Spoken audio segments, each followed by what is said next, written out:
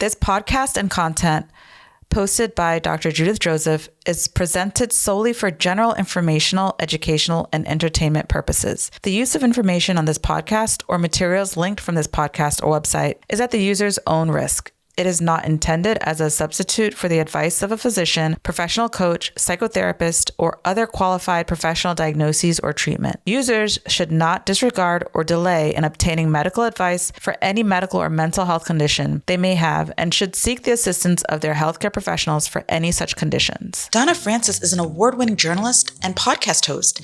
She's known as the Beauty Editor, and she pioneered the real beauty movement 25 years ago. At a time when brands were still using overly filtered, unattainable marketing tactics, Donna was breaking the mold by directing beauty shots that ditched that airbrush pen, and she was casting diverse models with relatable quirks for global brands such as Cosmopolitan. Donna's relatable content has been published in The Times, Vogue, Instyle, and Cosmopolitan, and she was praised by the former Editor-in-Chief of British Vogue. Donna hosts the Hello Menopause podcast for the global lifestyle news site HelloMagazine.com that has an average 46 million global audience. Donna wishes to empower women to be more you and to celebrate aging to help them discover their own unique beauty. Skin is part of my job. You know, the whole skincare industry is really interesting. And I think women have such a interesting relationship with their skin.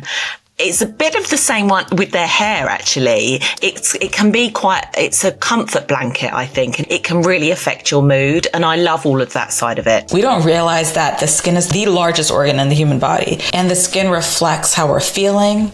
People can tell so much from just looking at skin. On this episode of The Vault, we discussed how you can use skin and hair products to uplift your mental health and well-being, and ways to love and accept yourself unapologetically. Donna, thank you so much for coming. And thank you so much for having me, Judith. I wish I could be there in person, but virtually is just the next best thing. I'm jealous of your gold background. Well, I hope that I'll bring you here soon. It's something to see. We're recording in a walk-in safe that used to hold diamonds, and now it's a place where people get knowledge. So thank you so much. You and I recently met not too far from here in Midtown Manhattan at High Tea. And you moderated a panel that was just so brilliant. And we're talking about things that people don't usually talk about. We're talking about aging, beauty standards. There was a heated debate about that. And you've been in the beauty industry for years. So I'm so excited to tap into your knowledge and your expertise. Tell us about, working within this industry. Yeah, so I've been working in beauty for 25 years, and I started when I was, a 20-something, just fresh out of university, and I worked on a magazine called Company, which is a bit like Cosmopolitan, published by Hearst. And then I kind of made myself up through the ranks and become a beauty editor.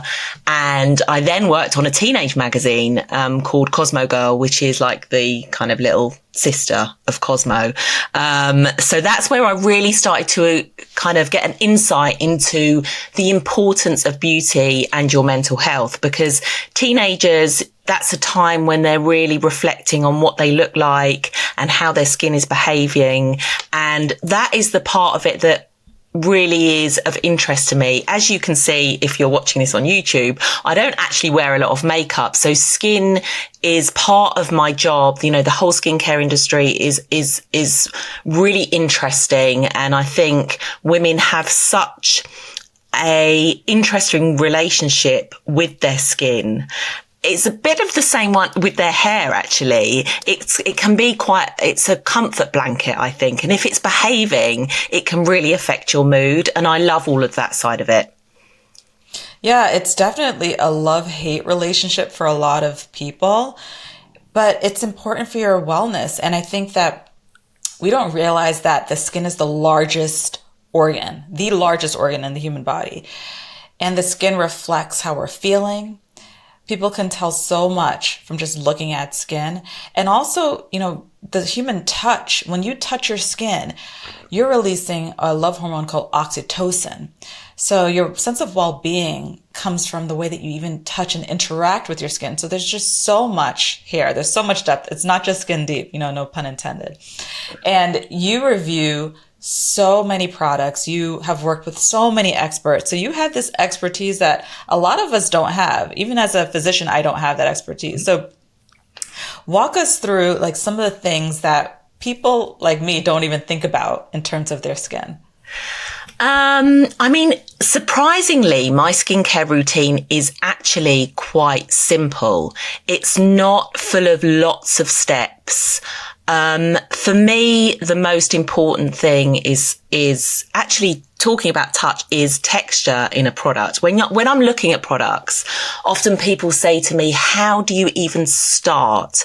You know, I feel bombarded when I walk into an Ulta or Sephora.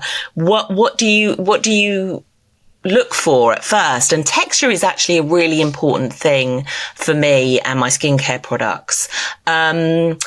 I love to moisturize my skin day and night. And part of that moisturization is using serum. Serum is my go-to product. It is so important, and it's something that as you get older, you definitely need to make it part of your routine, because serum delivers kind of targeted ingredients below the skin surface. So that is kind of one of my go-to products. If I ever say to people, if you want to invest in some skincare, then always start with serum. Then I say about moisturizer and SPF. Moisturizer actually doesn't need to be super expensive. You can get a great moisturizer in a drugstore, CeraVe, that's a great brand that will do just the great job of protecting the kind of skin barrier and really helping to trap all the necessary moisture into your skin. But as I said, yeah, it's really quite a simple routine. The other thing is cleansing is so important. You know, the age-old lesson is to make sure you cleanse at night, to take off your makeup at the end of the day. And that is so true. But for me, cleansing at night is part of a relaxation step in my routine too. I love to use balm cleansers that are beautifully textured, going back to that texture as well, that are gorgeous to use, that smell good as well. Some of the balm cleansers that I use have like really lovely aromatherapy oils in them that really helps to relax and get you in that state of mind. And again, we're going back to what you were saying is the touch. When you're using a balm cleanser, you really are encouraged to stop, have a little micro me moment and really work it into your skin. It sounds contrived, but actually when you do it, it's really, really lovely. And it's a simple, simple thing, but it can really help you unwind at the end of the day. And starting your day with a mindful technique and having tools can really set the pace for the rest of the day. How many times have you and I rushed, right? We start the day rushing. Maybe we slept through an alarm, or maybe we were late. Being in that rushed mindset, in that mini fight or flight mindset, can set everything off in the wrong direction. You could forget your keys, forget your phone, snap at the person in the elevator, you know, just feel frazzled and disorganized. But starting your day with intention and really thinking about the products that you're going to use is the ultimate act of self-love and a way to really control the beginning of your day. So what you're saying in terms of, okay, when you choose a serum, really think about the texture, think about the smell, think about when you apply it to be intentional in the application. And one of the things that I use with my clients is we'll start the morning skincare routine with being mindful and really engaged in all the senses. So, you know, when you choose the bottle, look at how, you know, it makes you, your sense of vision stimulated. So if you pick a beautiful bottle and you're going to hold that bottle, tap your fingernails against it. Listen to that. When you open it, really look at how it shimmers in your hand. Really be engaged in the process of how it feels on you. Is it cold? You know, be descriptive. Is it cool? Is it smooth? Does it have texture to it? And what does it smell like? And what does it sound like? Some of these things you don't want to taste, but if it has an aroma, you really want to be in that moment. And taking those small steps in a day, even with a cleanser, to feel as if, you're really taking care of yourself. It sends that unconscious message that you are loved, that you're worthy of this time. And if you do this and you let it sink in over time, eventually people will take notice. They won't just say, oh, like, your skin looks great, which they will say, because if you're taking care of your skin, it does look great. But they'll also notice how you're taking care of yourself. And when you take care of yourself, people are more likely to take care of you. 100%. It's a projection that happens. And I think, when you think about it in that way, you don't feel as if it's just vain and it's just this like mindless thing. It's really important because it's a part of self-love.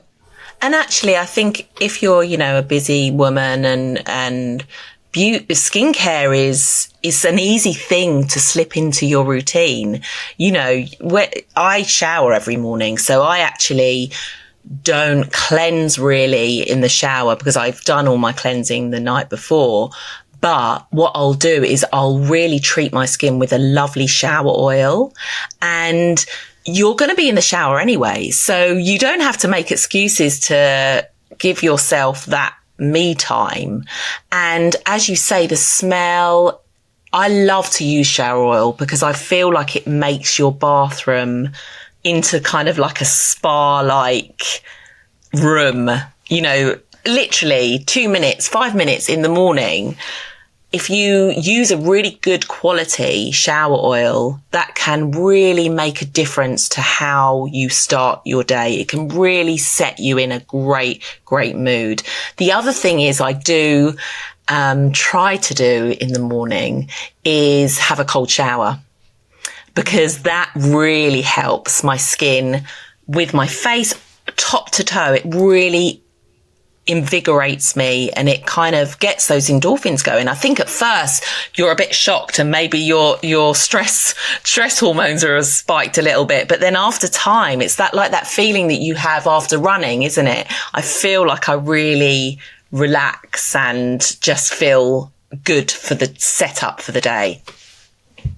It's really the part of the day that you can control, the beginning and the end of the day. And I say this a lot in my practice is that, it's almost like the pilot taking off, the takeoff and the landing are the most important parts because they set the stage. And, things happen during the day that you have no control over. You interact with a coworker, things go wrong. But Yes. when you're home, you have that mastery, that agency where you can say, I know how I'm going to start my day and I know how I'm going to end the day. That part where you talked about the shower and the steam and the smell, it reminded me of with my daughter. She loves bath bombs. Yeah. And when I started doing my own self-care routine in the morning, in the afternoon, and at night, I really thought about how when my daughter was born and like I would spend time like caressing her with the oils and the nice creams to make sure she's safe and her skin is protected. And then with the bath time routine, how important that was. And I started thinking, this kid has it good, why don't I do that for myself? And I started doing it for myself. And I think especially for the busy working parents out there, if you make that time for your child to create that experience for them, then, what better way to mirror it than to do it for yourself too? 100%. My kids are a little bit older now, but when they were babies, I used to massage them a lot. And actually, I also love facial massage. I love to massage my face, and it doesn't have to take a long time. I've loaded a couple of videos on my Instagram before, and people can't believe the difference that even a minute massage does to your skin. It really can lift. It can make your skin so much more glowy. It has great transformative effects on the outside of your skin, but also helps again to balance you, calm you, make you feel like you're doing something for yourself because you are, which, as you said, sets you up for a great day. And when you move the lymphatic system, when you're like massaging your face, you're pushing out toxins, because toxins and things that are not helpful for our body build up over time. And that's why a back massage feels so good, because you're physically moving things along, you're getting that circulation going. So after you notice your skin looking better with massage, it's because you're moving all those toxins out. You're clearing the drains. You're literally allowing the lymphatic system to do its job. And that touch is self-love. It releases oxytocin. So absolutely, that touch is so 100%. important.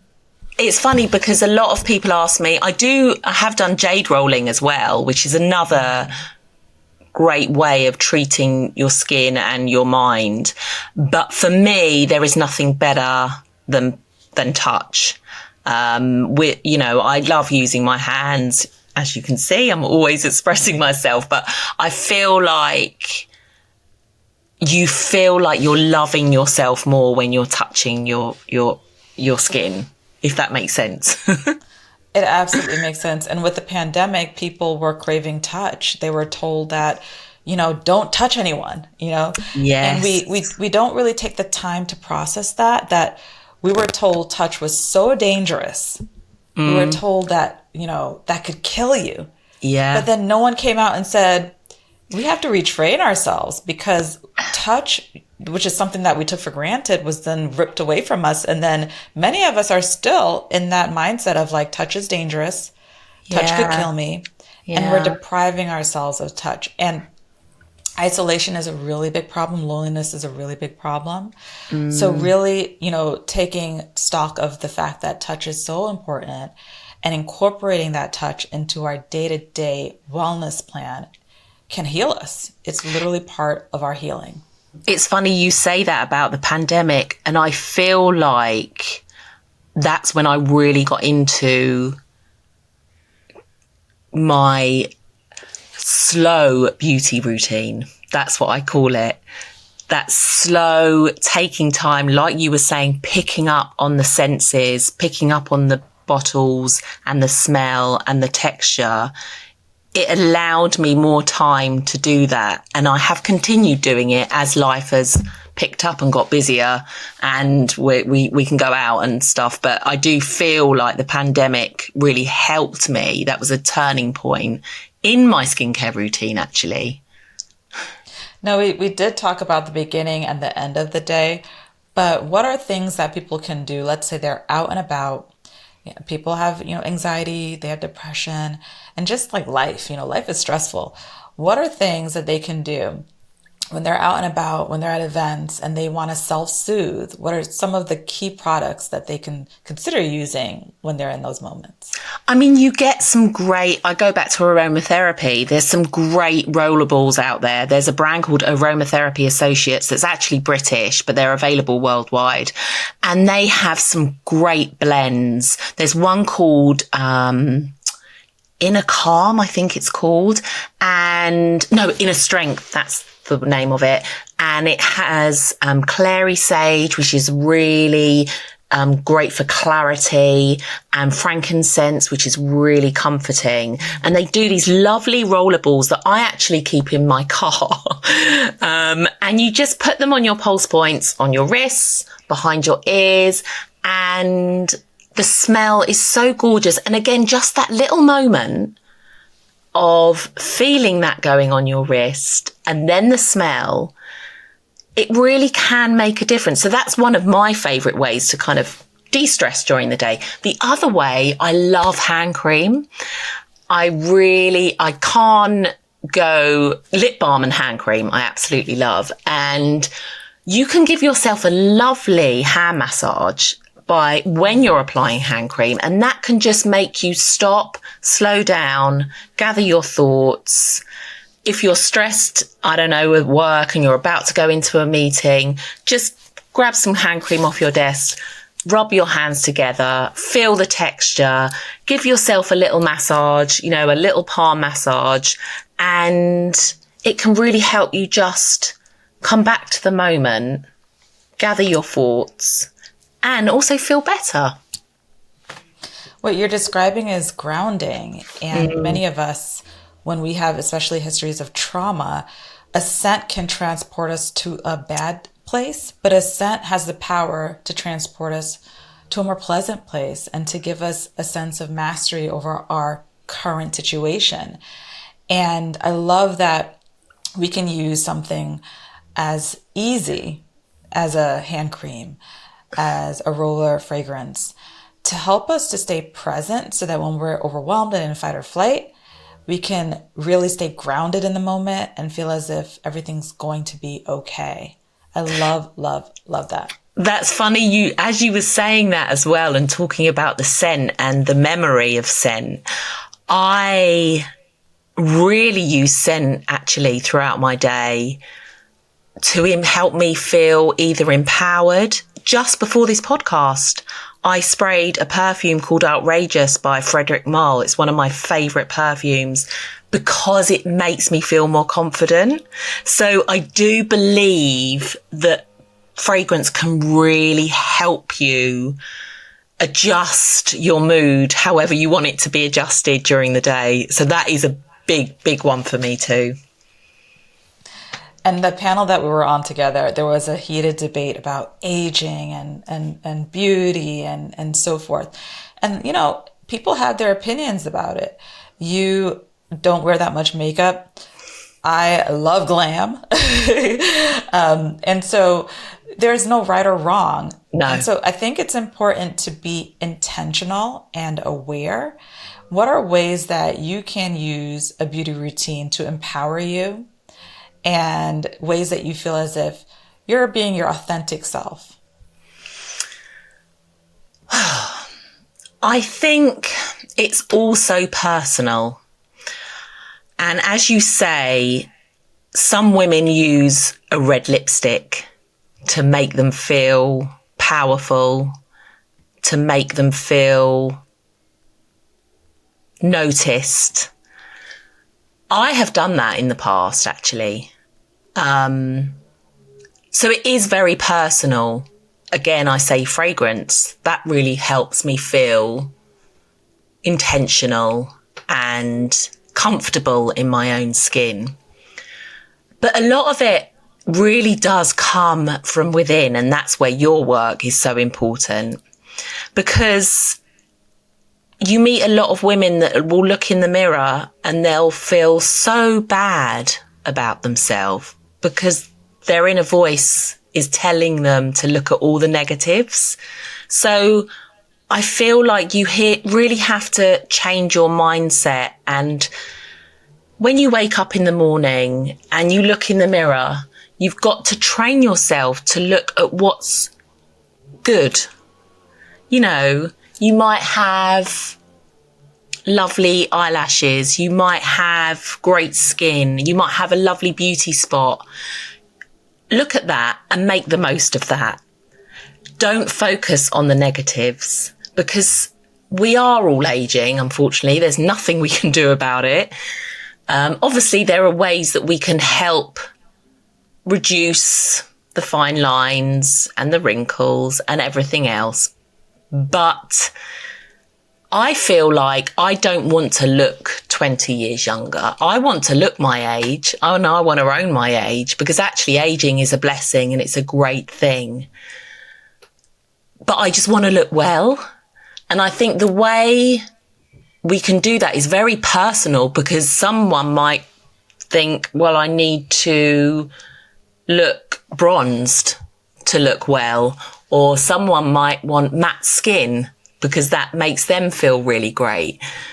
So as long as you're focusing on the good, then that will come out of you naturally. Look at Pamela Anderson this week. Mm-hmm. I just wrote about that. She has been wearing no makeup on the red carpet. And I mean, it's amazing because you can see the signs of aging there. You can see the pigmentation, you can see the lines, but she's exuding this kind of aura that's really inspirational, because you can tell she's comfortable in her skin. So I feel I feel like I've gone off on a tangent, but I think I've answered your question. Not at all. I was just going to say, wow, because you're essentially saying that for one person, it could be makeup is freeing. And for another person, it's makeup is confining. For one person, lipstick is power. For another one, it's not being authentic, and make it personal. So I think the bottom line is be authentic, be intentional, make it personal, and love yourself. I really think that was spot on. I always ask my guests, like you, who have accomplished amazing things and at times in life may have on the outside looked like they were like just like at the top of their game, that they figured it out, that I want to be like that person. But on the inside, you know, perhaps it wasn't like that. You felt like people had no idea that you were going through challenges or struggles. And I ask my guests, how did they get through that time? Yeah, you mentioned that you were going to ask me this, and I was thinking about it, and I feel like life can be funny because, especially now with social media, we present, it's hard not to present the good things, isn't it? And so I feel like there's always something bubbling behind, you know, going on behind the scenes that people might not know about, or you wouldn't want them to know about. So I kind of feel like there's always that going on. So I feel like I'm always I like to be really authentic. And I feel like I am. I'm one of those people that I can't hide what I'm feeling. So I feel like there's always a little bit of me that is trying to manage behind the scenes stuff, but survive at the same time. But I guess everyone can say that. But I think the one occasion that kind of stood out to me is when I moved to America. So I moved a couple of years ago from London. I lived in London all my life, and it was a choice to move here. I got an amazing visa because of my work in the beauty industry, and I upped sticks with my kids and my husband. But there were other things going on behind the scenes that are still actually going on now, which I don't want to share. But I think, how do I cope? Relying on good friends and family and talking about it. Podcasts are a great help actually too. I really believe in being authentic to yourself as well, and talking to yourself in a kind way. I'm all about the inner voice, and we all have that inner voice that can tell you, you shouldn't be doing that, you should be doing that. I'm a massive people pleaser. So I think the way I've coped is getting support from friends and family, the right people, quietening the negative voice and telling myself, just take each day as it comes and things will be okay. Is that okay? I think it's beautiful. And you know, from someone who studies beauty, a lot of beauty, as cheesy as it sounds, it comes from within, you know? So thank you so much for being on the Safe Space. I loved it. I really enjoyed this conversation. I think that people will learn how to take care of themselves, how to love themselves, how to be their authentic selves. Thank you so much.